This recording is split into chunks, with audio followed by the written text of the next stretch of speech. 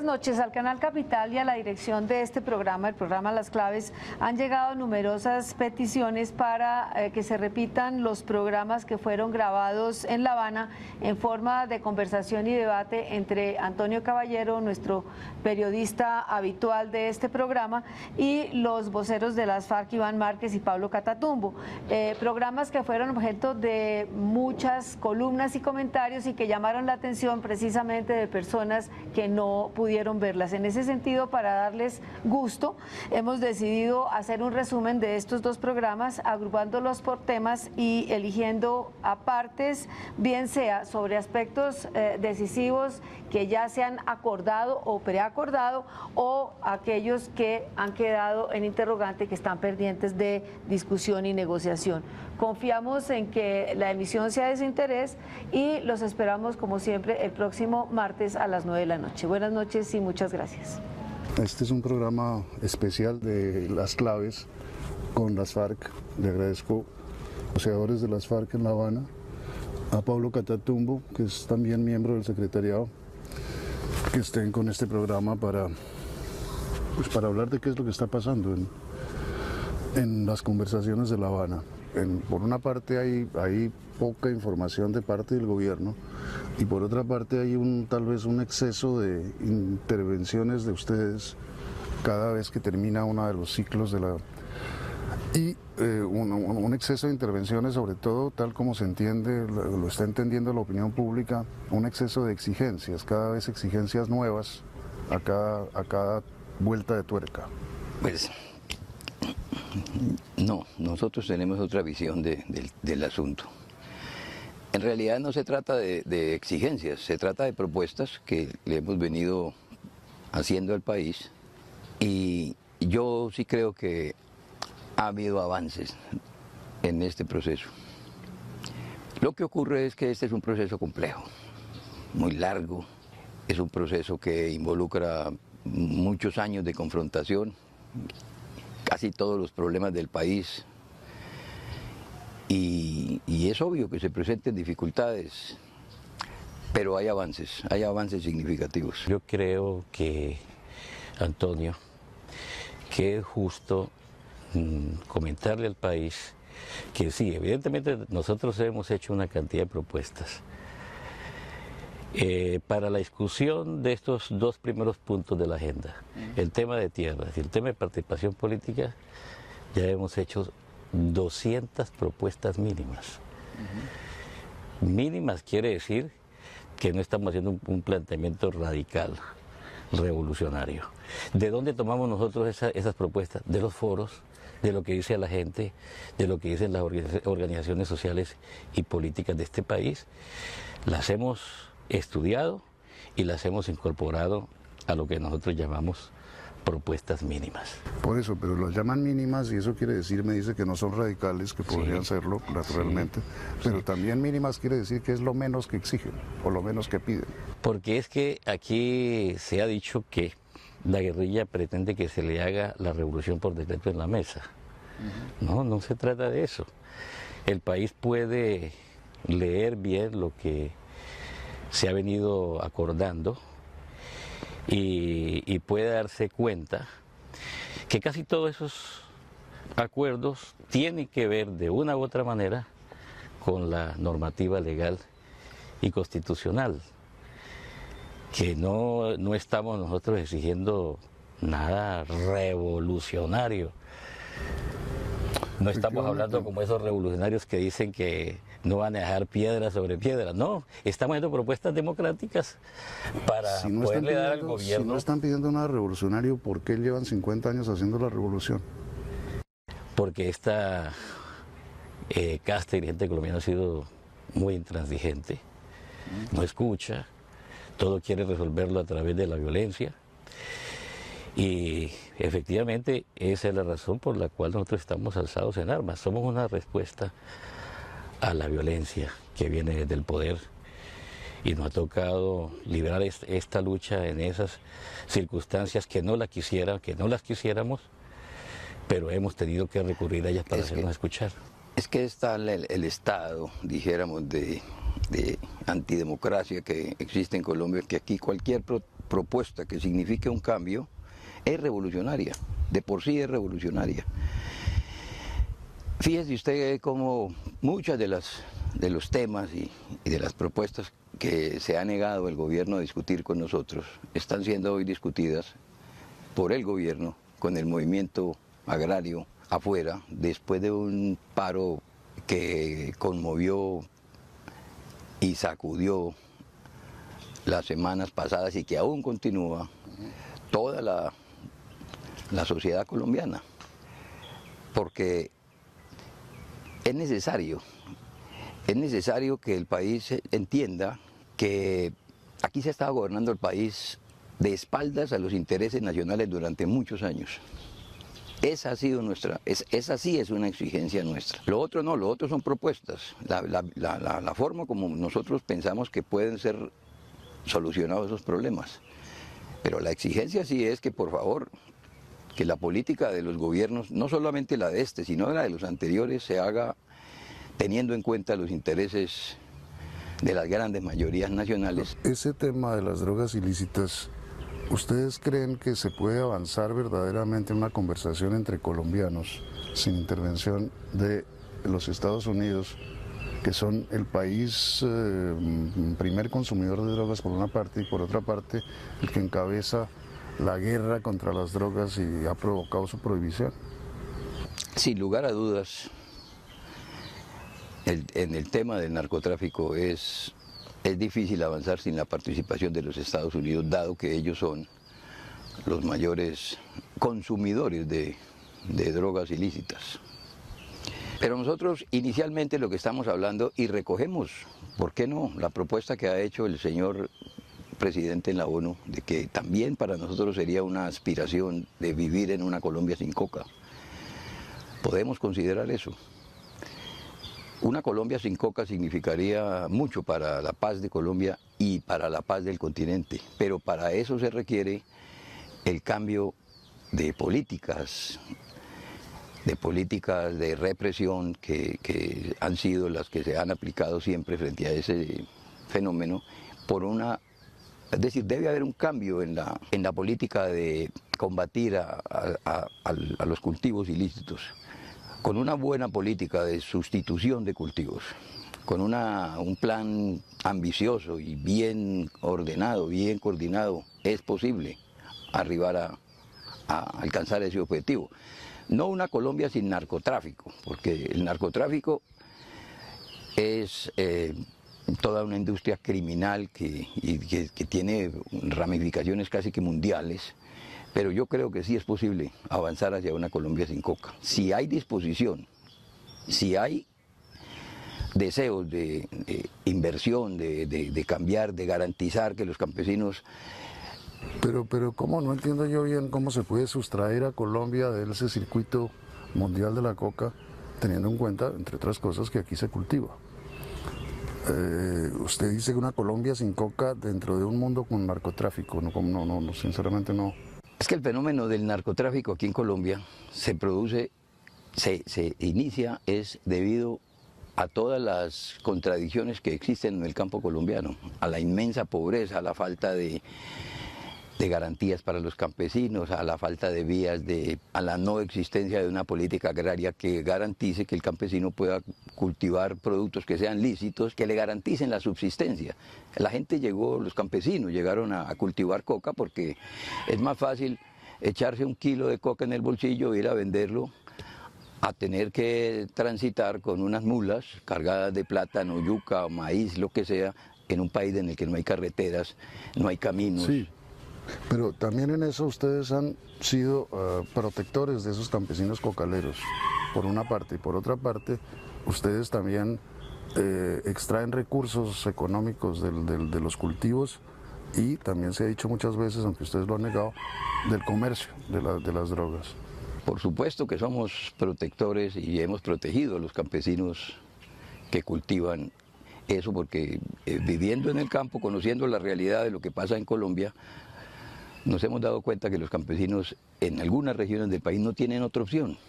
Si cultivan, centenares de veces me ha tocado ver que campesinos que siembran matas de maíz o de cacao o de plátano, y francamente se arruinan porque su producto no tiene mercado, porque los precios no les permiten a ellos tener una rentabilidad.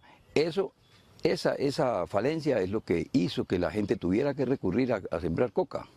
Si el gobierno cambia su política de represión por una política que garantice, dijéramos, que los campesinos puedan sembrar otros productos y que sean rentables, por supuesto que se acaba o se va por lo menos eliminando el fenómeno de los cultivos de coca en el campo. La coca tiene otro punto importante, que es el caso, ustedes, la cúpula de las FARC, están siendo pedidos en extradición por los Estados Unidos, como en el caso de Simón Trinidad, pero todos ustedes dos en particular. Por eso vuelvo yo a la intervención de la participación de los Estados Unidos en ese punto del diálogo.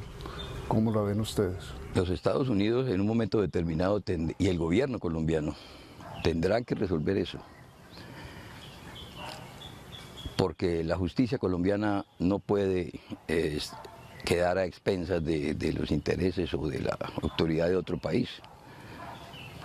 Nosotros hemos ido por principios contrarios a la extradición, por un problema de soberanía, por un problema de dignidad. Ningún país soberano le entrega sus hijos a que los juzguen en otro país. Eso es un problema de principios.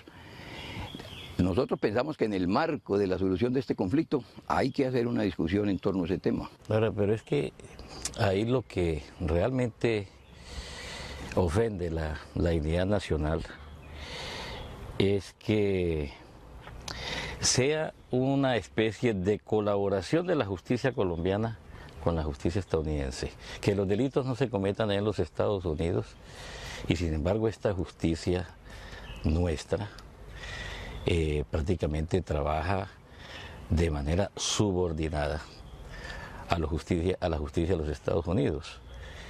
Eso no debiera ocurrir. Aquí nosotros lo que debemos prevalecer es la soberanía jurídica colombiana. Claro,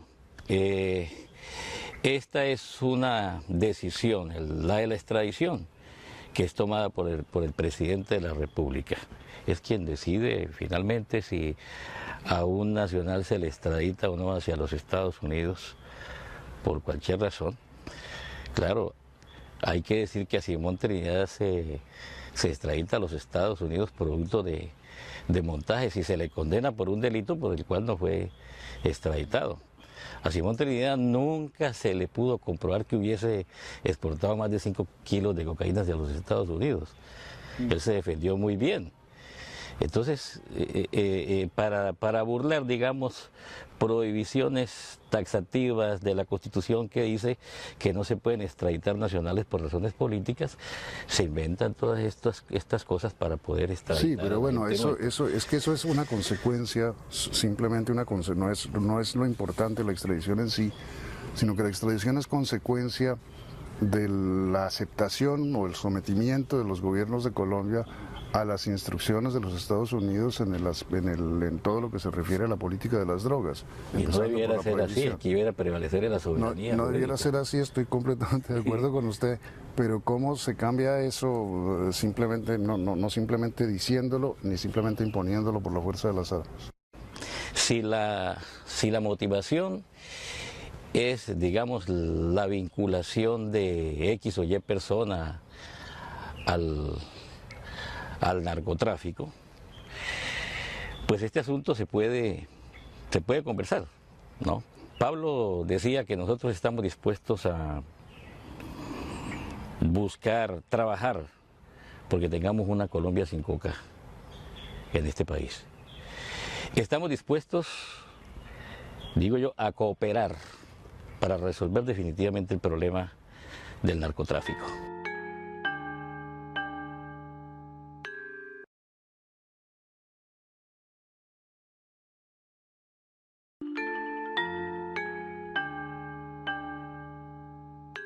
En cuanto al paramilitarismo, ¿ustedes consideran que el paramilitarismo sigue siendo un instrumento del Estado, que no ha habido tal no desmantelamiento, puesto que existen las que llaman bandas criminales, BACRIM, Sí.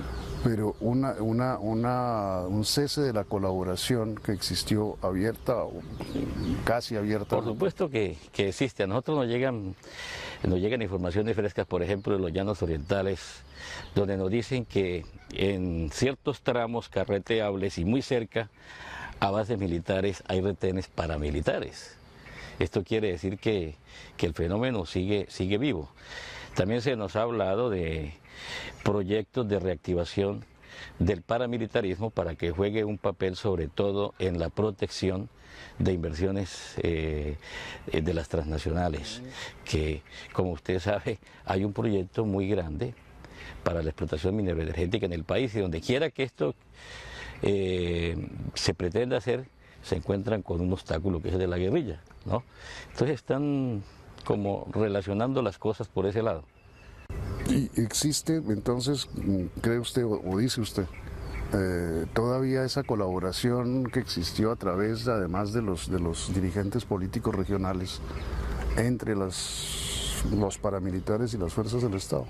Bueno, creo que se les ha castigado bastante, ¿no? La parapolítica ha sido castigada y todavía se están 50 están presos. dando algunos casos, sí. 50 de ellos están en la cárcel, y eso prácticamente es como una disuasión para el resto. Pero a nosotros nos parece que BACRIM, que otro tipo de organizaciones que Pablo conoce muy bien, recuérdemelas. Pongo un ejemplo. Una de las principales banderas del gobierno del presidente Santos fue devolverle las tierras usurpadas a los campesinos. El presidente no ha podido cumplir con esa consigna, con esa promesa que hizo a los colombianos, porque se le atravesó un grupo que se llama Grupo o Ejército Antirrestitución sí, señor. de Tierras. Ajá. Esta es la hora en que el país no conoce quién es el comandante de ese famoso grupo, quién es su Estado Mayor, quiénes integran ese grupo, pero tiene poder, porque ha impedido, cada vez que se habla aquí en Colombia de que hay que tomar cualquier medida que afecte intereses de terratenientes, de latifundistas, aparecen grupos que una vez asumen el nombre de la Mano Negra, otras veces Águilas Negras. Yo pregunto nuevamente, Colombia se precia de tener unos servicios de inteligencia hábiles y eficientes. ¿Por qué no nos han contado quién es el comandante de las Águilas Negras? ¿Cómo se explica que los Rastrojos, que fueron un grupo que surgió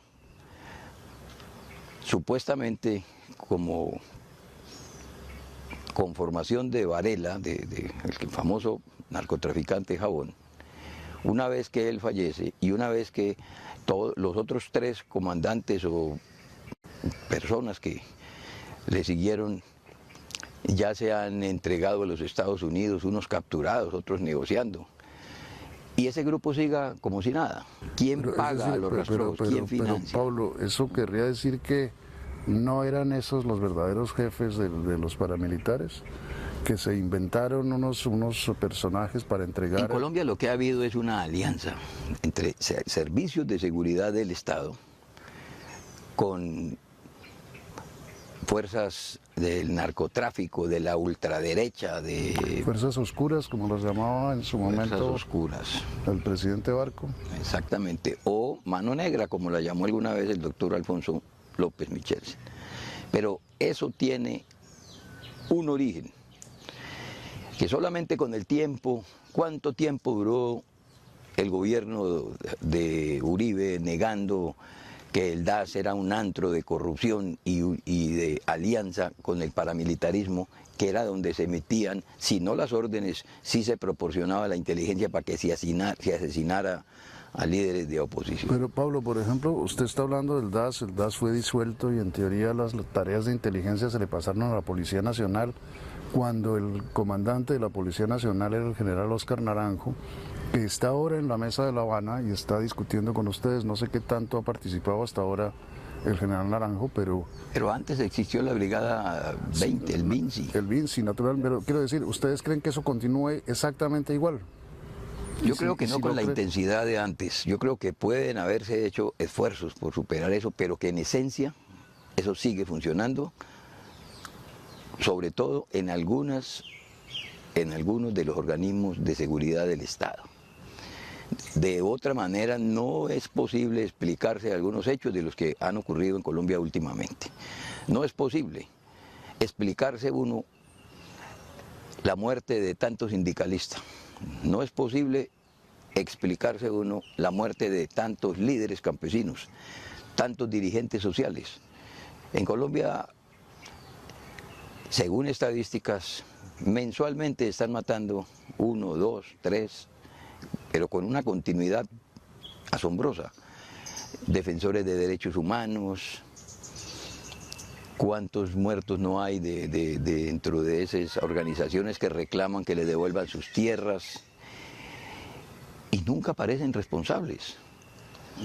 Eso evidencia que hay una complicidad. ¿Usted cree que esa complicidad se extiende a la justicia o es una complicidad, volvemos a lo anterior, de fuerzas de inteligencia? Yo creo que es un entramado.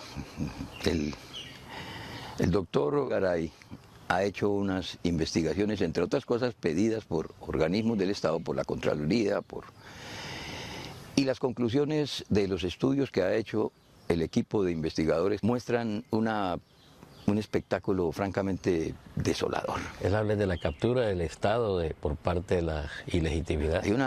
Aquí la corrupción, esas mafias que se apoderaron de casi todo el Estado, dice él que ya transversalizaron el Estado y hay un entramado que ya copa. Usted encuentra mafias en la DIAN, usted encuentra mafias en los contratistas de vías, pero también en la salud, en la educación. Un Estado mafioso. Un Estado, no. Pero ustedes están discutiendo con el gobierno que representa ese Estado. Pero estamos tratando precisamente de hacer claridad, de que reconozcamos esa realidad, porque es que en Colombia durante muchos años se le ha ocultado a la gente, dice, no, esto no existe, así como nos dijeron que el DAS no era una agencia de los paramilitares y luego se demostró que sí, entonces ahora nos dicen que no, que sí hay unos niveles de corrupción, pero que no llegan a tanto, pero las investigaciones están demostrando que sí, que estamos en un pantano espantoso y es necesario salir de ahí. Yo no estoy diciendo que eso esté siendo patrocinado por el doctor Santos, no, ni que eso sea obra de este gobierno. Es un problema del Estado, es un problema de todo el establecimiento y por eso nosotros consideramos importante que las discusiones, que esa discusión se aboque en Colombia. Yo creo que lo que pedimos, Pablo, es que se depure el Estado de esas mafias y de esas organizaciones corruptas que se están robando el país. Y que lo están capturando para su propio beneficio, para legislar. Pero lo que se está viendo es que... para legislar en su propio interés económico. No, sí, pero justamente político. lo que se está viendo es que, aunque mal, por supuesto, pero eso se está empezando a hacer. Es decir, hay mucha gente presa, no solo por paramilitarismo, sino por corrupción. Se investigan los contratos de Bogotá, los carruseles de los contratos. Es que yo no sé, no me doy cuenta de... Esas mafias siguen en las regiones, en los departamentos. Y por eso la pelea en los departamentos es muy fuerte. Son verdaderas mafias que matan si se les quita el negocio del manejo de los recursos del Estado. Por eso nosotros insistimos en que el Estado debe enfocar el ente hacia esos lugares para ver qué es lo que está pasando. Está ocurriendo exactamente lo que hemos venido, se ha venido denunciando en torno a lo que aconteció con Bogotá. También se roban municipios, se roban departamentos. Los fondos del Estado se desvían hacia intereses personales. Esas cosas hay que combatirlas. Un tema que es fundamental, central también en las conversaciones de paz, debe serlo en la mesa, pero debe serlo también aquí entre nosotros, que es el de la verdad y el de las víctimas. El tema de la verdad, ustedes, por lo que han dicho no aceptan como completo o como suficiente la publicación del Centro de Memoria Histórica sobre lo que han sido los años de la guerra. ¿Por qué y qué les hace falta o qué piden? Sí, nosotros hemos dado unas apreciaciones favorables al informe de este grupo de memoria histórica, pero lo consideramos incompleto, efectivamente, porque aquí se está quedando atrás, se están quedando sin analizar 20 años que son fundamentales, claves para establecer causas y responsables de esta larga confrontación que hemos tenido los colombianos. Ya pasamos de medio siglo de confrontación. Entonces nosotros queremos que se precise este asunto, que se conozca quiénes son los responsables para que a la hora de hablar de victimarios, hablemos de esos victimarios. ¿Quiénes son los verdaderos responsables? Pero ustedes están pidiendo que en esa investigación, esa nueva investigación más completa y que se refiere a los años anteriores, participe quién, que sea una investigación académica, como es un poco esta de los... Académica, historiadores, personalidades internacionales que nos ayuden a descubrir, a precisar, a establecer qué fue lo que ocurrió en estos años que son claves para establecer responsabilidades y para que el país conozca la verdad. Nosotros pensamos que se necesita un acuerdo con el gobierno y hay que tratar de concretarlo lo más pronto posible, antes de que se empiece la discusión de este punto, que es muy, muy importante también el tema de las víctimas, a las cuales nosotros debemos pues respeto. Nosotros hemos hecho propuestas para abordar ese tema que el país ha conocido muy bien. Por ejemplo, hemos afirmado que las víctimas son víctimas del conflicto. Afortunadamente el presidente de la República ya reconoce eso también. Sí, lo que pasa es que es una manera, eso es un poco un recurso semántico, por supuesto. No es un recurso semántico, eso es real. Es que eso es lo que ha ocurrido en Colombia. Eso es evidente, pero dentro del conflicto hay responsables, de un lado y del otro. Sí. De un lado y del otro. Sí. Ustedes hasta hace pocos días eludían la responsabilidad de ustedes frente a sus propias víctimas. Pero mira, Antonio, es que yo creo que ahí lo que ha habido es ha habido una gran equivocación al pretender abordar el tema de la violencia en Colombia, el problema de la guerra en Colombia como un problema criminal. Aquí se ha tratado, y eso es un engaño al país, se ha tratado durante muchos años de negar en primer lugar la existencia del conflicto. Durante 8 años, 2 administraciones, se negó eso. Después, muchos pretenden darle una lectura a ese grave conflicto armado que ha existido en Colombia, que es tal vez la mayor tragedia que ha vivido nuestro país en toda su historia, juzgándolo o analizándolo desde la óptica de la criminalización de un solo bando. Para nosotros la cosa es distinta. Para nosotros esto es un problema político. Esto no es un problema de criminales.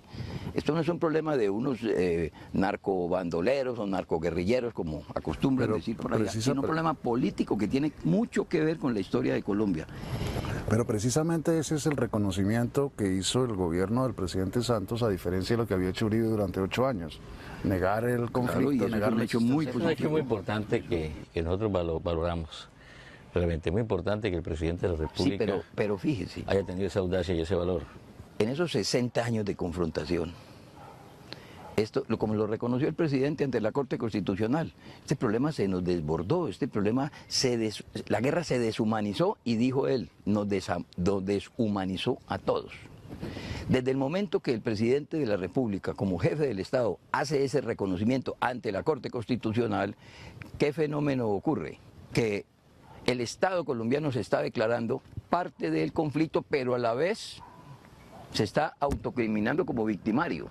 Entonces, si el Estado hace parte dentro de los responsables del conflicto y reconoce haber caído en el fenómeno de la deshumanización, pues hombre, se está convirtiendo en parte y como parte no puede ser juez.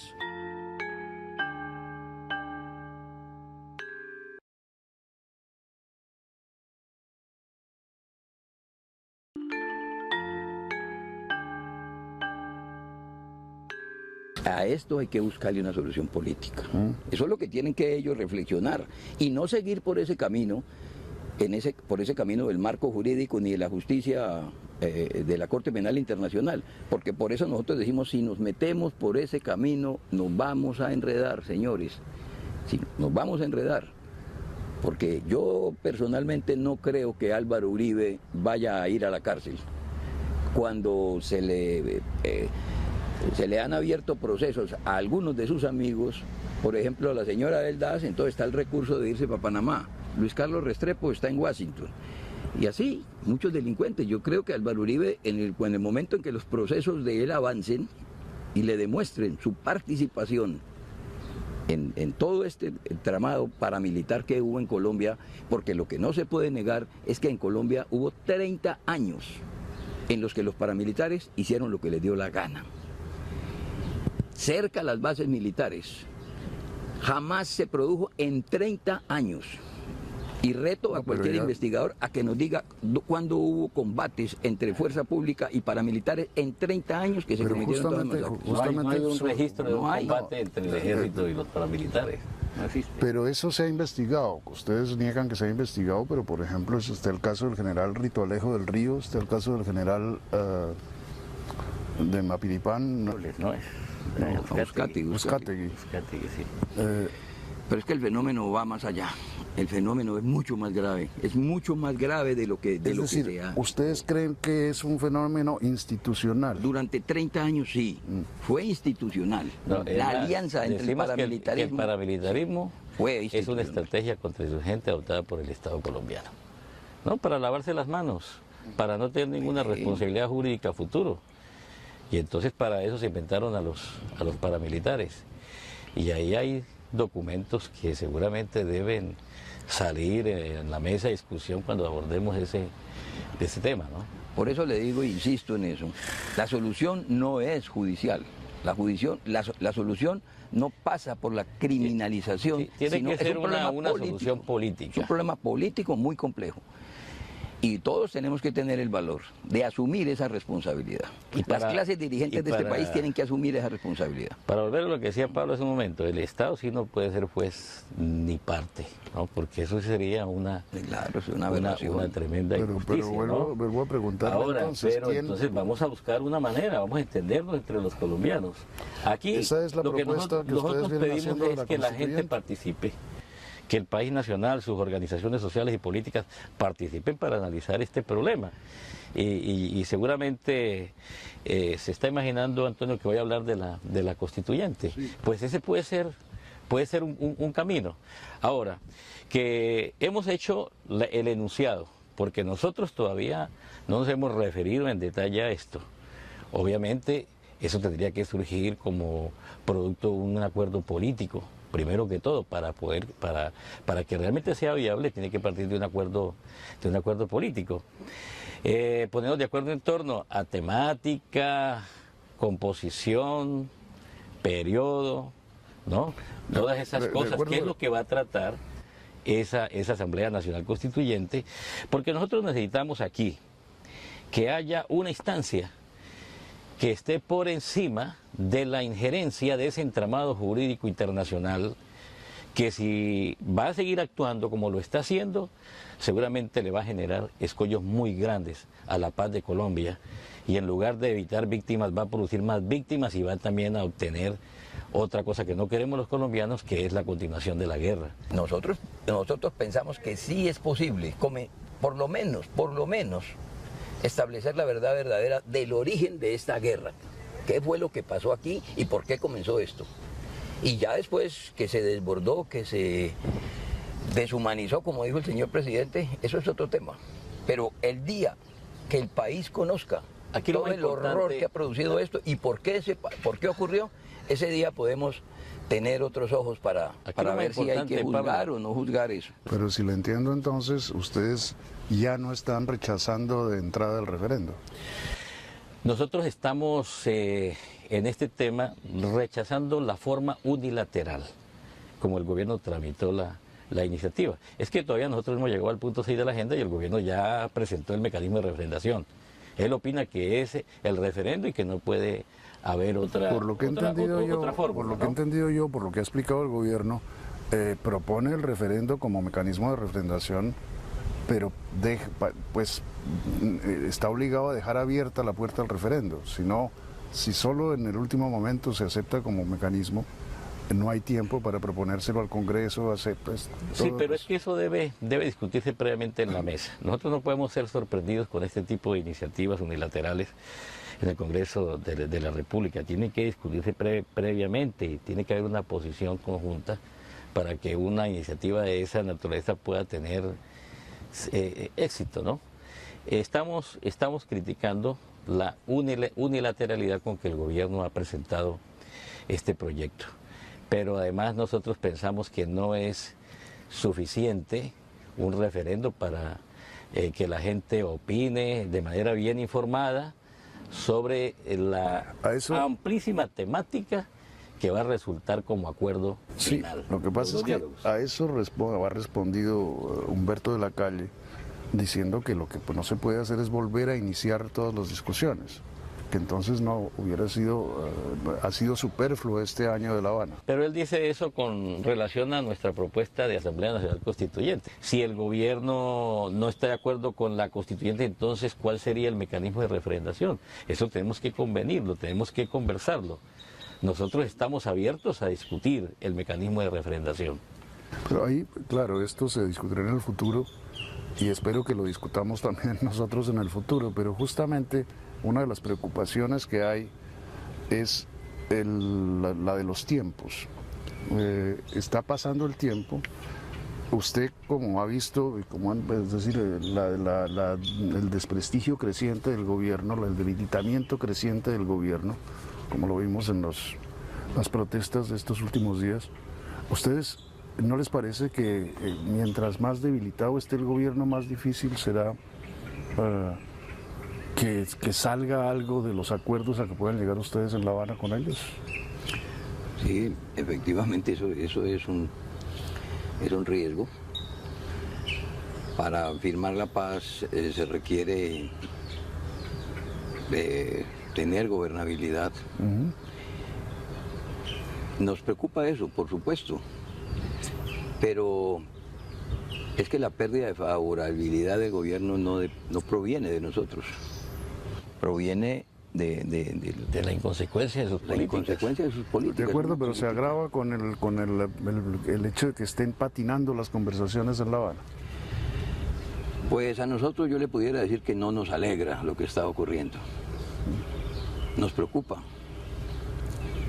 El señor presidente debiera pensar seriamente en eso, para reflexionar en torno a cómo recomponer su política, una política que se ha hecho contraria, dijéramos, a todos los intereses nacionales, una política dirigida a favorecer tal vez el 1 o el 2% de los colombianos, a las grandes corporaciones financieras, a las multinacionales, y descuidando a las grandes mayorías nacionales que constituyen la otra Colombia, esa Colombia desconocida que es la que nosotros reclamamos. A mí me parece, Pablo, y Antonio, que un proceso de paz no puede ponerse a depender de tiempos electorales y de tiempos legislativos. Y obviamente el gobierno ha presentado de manera extemporánea su propuesta, por ejemplo, de mecanismo de refrendación. Debió haberlo hecho mucho antes, para tener un espacio prudente para la discusión. Pero como ahora viene el problema de los tiempos legislativos, el Congreso va a funcionar creo que hasta el 16 de diciembre, y entonces aquí hay que generar otras leyes, y entonces tenemos que trotar, tenemos que ir rápido Así no se puede. No, pero... Y a nosotros nos parece que ligar proceso de paz a proceso electoral, estamos con esa, o se está con esa actitud de entecando o enfermando el proceso de paz. No debiéramos contaminar la búsqueda de la paz de Colombia con las elecciones. Lo que pasa es que a todo esto crece el escepticismo. Yo no sé qué tan informados están ustedes directamente de lo que se piensa o si están convencidos de que ese escepticismo es solo una farsa montada por los grandes medios de comunicación. ¿Pablo responde? No, creo que sí, por supuesto, crece el escepticismo. Depende de cómo se mire. Nosotros tenemos otra percepción. En el campo colombiano, en los sectores populares, hay una gran expectativa y una gran confianza en que esto puede salir adelante. La paz realmente, la paz de Colombia es la mayor reivindicación que convoca al pueblo colombiano. Yo creo que no hay otro propósito nacional más importante que una al pueblo colombiano que la perspectiva de una paz real. Pero lo que ocurre es que tenemos desenfoques en torno a eso. Vea, este proceso se comenzó con una carta que se le envió al presidente de la República. La primera vez que tuvimos contacto con el señor presidente de la República, Alfonso Cano todavía estaba vivo, fue a través de una carta que se le hizo llegar, en la que de entrada le dijimos: señor presidente, estamos dispuestos a entrar en un proceso de conversaciones con ustedes para buscarle la solución al conflicto colombiano, pero queremos dejar sentado esta posición. En Colombia no se ha podido resolver el problema de la paz en los anteriores procesos que se ha intentado, porque tenemos dos concepciones de la paz. Mientras para el establecimiento la paz significa la desmovilización de las guerrillas y nada más, para los guerrilleros, equivocados o no, pero de todas maneras eso significa, para nosotros la paz significa cambios sociales, cambios importantes. Colombia no puede pretender que vamos a hacer la paz y que Colombia va a seguir así, o sea, los mismos con las mismas. Y entonces, ¿para qué tanta sangre? Y entonces, ¿para qué toda esa tragedia? Lo que pasa es que aquí en Colombia hay gente que no quiere la paz, hay gente que no le conviene la paz, y hay gente que conspira contra el proceso de paz y contra la solución política. Pero debe haber por ahí un centro de perfidia que periódicamente lanza unas especies de campañas mediáticas para tratar de generarle problemas al buen entendimiento, a crear cocos, que debe darse en la mesa de conversaciones, como para colocarle escollos artificiales a la mesa de conversaciones. ¿Y ustedes sabrían decir dónde están ese centro de perfidia? ¿O es una cosa vaga como la que hace 20 años dijo Otto Morales Benítez sobre los enemigos agazapados de la paz? Nosotros tenemos algunas certezas, pero no quisiéramos hablar de ese tema en este momento. No, yo sí me atrevería a decir esto frente a eso. Antes el doctor Otto Morales Benítez acuñó la frase de los enemigos agazapados de la paz. Ha debido avanzar un poco más y decirnos quiénes eran, porque no han sido tan agazapados. En realidad hoy hay enemigos desembosados, enemigos de la paz. El señor procurador, por ejemplo, es uno de ellos. El uribismo es uno de ellos. El señor procurador se está convirtiendo en un elemento absolutamente desestabilizador de la gobernabilidad aquí en este país. Y eso es una cosa que hay que discutirla. Se molestará por lo que estamos diciendo, pero es que nadie... Imagino, pero de eso se trata. Nadie distinto a nosotros, pues que nosotros somos insurgentes. Por eso le podemos decir eso, porque no nos puede sancionar. Pero aquí se ha convertido en un temor irreverencial casi, y él hace y deshace con este país y se opone. Ha convertido en una especie de Torquemada realmente. Pero también hay otros sectores. Muchos sectores. El sector del uribismo, por ejemplo, conspira contra la paz, son enemigos de la paz, enemigos desembosados. Ellos creen que la única forma de llegar a alcanzar la paz es derrotando la guerrilla, y nosotros ya les hemos dicho, y le hemos dicho al país, hombre, llevamos 60 años tratando, desde que nos asaltaron en Marquetalia, dijeron que nos iban a acabar. Pablo, yo me estaba refiriendo a agentes del Estado, muy ligados desde luego al uribismo, que serían los que están adelantando esta campaña con la intención de generarle problemas al proceso de paz. Obviamente, a esos enemigos desembosados a los que usted se ha referido hay que mencionarlos con nombre propio, y ahí está el señor Álvaro Uribe. Es cierto, ese es uno de los principales enemigos de la paz que tiene Colombia.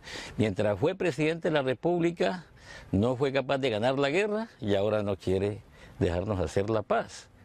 Debiera el señor presidente, el señor expresidente Uribe, tener una actitud mucho más seria, y si no fue capaz de ganar la guerra, al menos permita que nos pongamos de acuerdo entre los colombianos. Los colombianos mayoritariamente queremos la solución política a este conflicto. Termina aquí el programa especial de las claves hecho en La Habana, Cuba, con dos principales voceros de las FARC, Pablo Catatumbo e Iván Márquez. El interés del programa, especialmente en cabeza de Antonio Caballero, quien fue quien adelantó el debate, fue tratar de sacarles, por decirlo así, a los voceros de las FARC unas posiciones claras, unas opiniones ciertas sobre cómo ven el proceso, cómo avanza, cuáles son los puntos de dificultad. Esperamos haber aportado claves, haber aportado luces sobre lo que está sucediendo en La Habana. Muchas gracias por habernos acompañado. Los esperamos para un próximo programa el próximo martes.